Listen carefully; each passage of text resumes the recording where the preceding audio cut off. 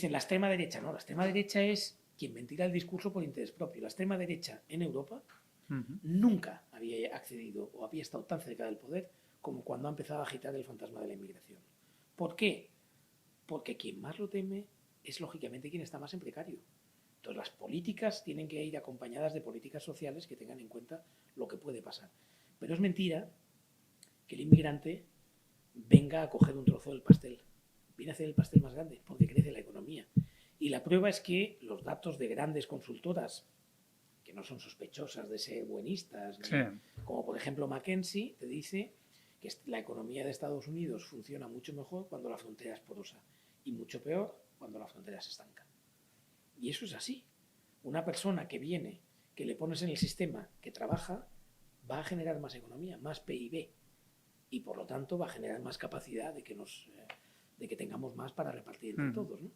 Pero es que además va a generar nuevo trabajo, con lo cual va a subir a los que están más abajo a otro tipo de ¿Y cómo trabajo. crees que se puede revertir este sistema, ¿no? Porque al final parece que estemos pagando mucho dinero a mafias, que hay gente que se estará forrando a costa de todo esto, ¿no? Y en cambio no se está invirtiendo en 5 años de dejar entrar a gente de forma legal que luego va a producir riqueza en España, en Alemania, en Francia, donde sea. Yo creo que aquí vivimos en una situación muy delicada por la propia dinámica política, ¿no? Es decir, en estos momentos vamos a pasar unos años duros en el sentido de la inmigración porque bueno, el discurso en estos momentos es que son una amenaza, son un peligro, que van a cambiar nuestra manera cultural de vivir, nuestra manera religiosa de vivir, nuestra manera social de relacionarnos.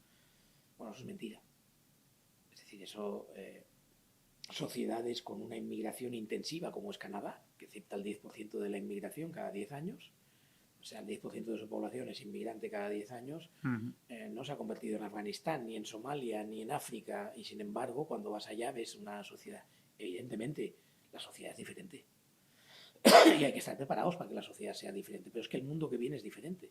Lo que no podemos pretender es que controlamos sus recursos, controlamos sus bienes, les vendemos todo lo que queremos producir, pero que no entren. Eso se va a acabar. Es decir, Ya. el mundo va a ser mucho más mestizo de lo que es en estos momentos. Yo creo que afortunadamente hay otra gente que piensa que no, y me parece muy bien. Lo que digo es, el mundo no va a poder ser exclusivamente como lo concebimos sin ningún tipo de inmigración, ¿no? ¿Qué ocurre? La política está pensada en periodos cortos. Y lo que estamos diciendo es que esto se va a producir en un periodo relativamente largo. De aquí al 2050 tiene que ser así, ¿no? Entonces, esto va a pasar como con el cambio climático, como con el COVID, que hasta que no tengamos el agua al cuello no nos daremos cuenta. Yo creo que hay una forma mucho mejor de proteger las fronteras que lo que se está haciendo, que es que los inmigrantes entren en avión, que vengan con su visado hecho, dispuestos a trabajar y a ser legales. Y tendremos muchos menos problemas, segurísimo. Entre otras cosas, no veremos toda esta afluencia que vemos, que parece que sea la gran invasión, y que hay gente que se cree que es la gran invasión, cuando han entrado 40, 50 o 60.000 personas en una población que es Europa, donde somos 400 millones. ¿Invasión? ¿De quién? Entonces lo que hay que hacer es, evidentemente, nosotros defendemos conceptos muy claros, ¿no? de relación social, política, de derechos. Bueno, todo eso es lo que tiene que trabajarse para que persista y para que sigamos teniendo nuestra propia forma de ser como países, como culturas y como sociedades, ¿no? Yo no, para nada veo que eso venga a peligrar, ¿no? Entonces, el hecho de que no pase, dices que, o sea, tiene que ver con que una cosa es que la política mira a corto plazo y un cambio tiene que ver con un medio largo plazo. Entonces, no puedes convencer a la sociedad para que haga un cambio porque políticamente igual no estás quedando bien y vale más el titular de miedo que no el intentar proponer un cambio que nadie va a querer votar o al menos de entrada, ¿no? Especialmente en estos momentos, ¿no? Porque pero eso ha pasado en el pasado, ¿no? Por ejemplo, tú fíjate lo que pasó en Estados Unidos, fue un país formado totalmente por inmigración. Americanos originarios eran los indios que ya no hay, Mm. pues los que hay están muy Sí. localizados. luego fue un país de inmigración total, que ahora dice que cierra las fronteras. Y dices, bueno, pues si siempre os habéis crecido así, habéis hecho eso, ¿no? ¿Por qué hay miedo? Bueno, hay miedo por muchas razones, porque lo más fácil, y especialmente en momentos en donde se percibe que el ultranacionalismo va a proporcionar soluciones a los retos que tenemos, lo que viene a decir es, si tú y yo, que somos blanquitos y de aquí, estamos de acuerdo y frenamos aquello, el enemigo queda fuera. Porque tú y yo nos defenderemos. Los recursos que tenemos van a ser para nosotros. No tenemos por qué repartir con otro que viene de fuera, porque nosotros somos, esto es nuestro. Sí, ¿Vale? esto Entonces, lo hemos hecho nosotros. sí, lo hemos hecho nosotros, ¿no? Y entonces dices, vale, ¿y a dónde vamos? Tú y yo, ¿dónde vamos? Porque si nos hacemos cada vez más viejos y no tenemos jóvenes que nos apoyen, ¿dónde se va lo que hemos hecho tú y yo? A ningún lado. Entonces dices, bueno, eso los políticos hoy no están en capacidad de hacerlo, tienen demasiado miedo. Un miedo excesivo que además está muy manipulado por la información, es decir, por intereses que hacen pues, que mucha gente, frente al temor de lo que viene de fuera, caso de Trump en Estados Unidos, American First. American First es claramente el concepto, la narrativa del éxito de quien le está diciendo, tú, que estás jodido, que te has quedado sin trabajo, que las ayudas son escasas, lo que has de impedir es que venga otro, porque se te va a llevar tu ayuda y además se va a quedar tu trabajo. Y bueno, insisto, la narrativa falsa, que se ha demostrado históricamente que no es así, pero que sin embargo está funcionando, ¿no? que funciona. Entonces no funciona en la extrema derecha, lo peor es que funcione fuera de la extrema derecha, que haya temor fuera de la extrema derecha, ¿no?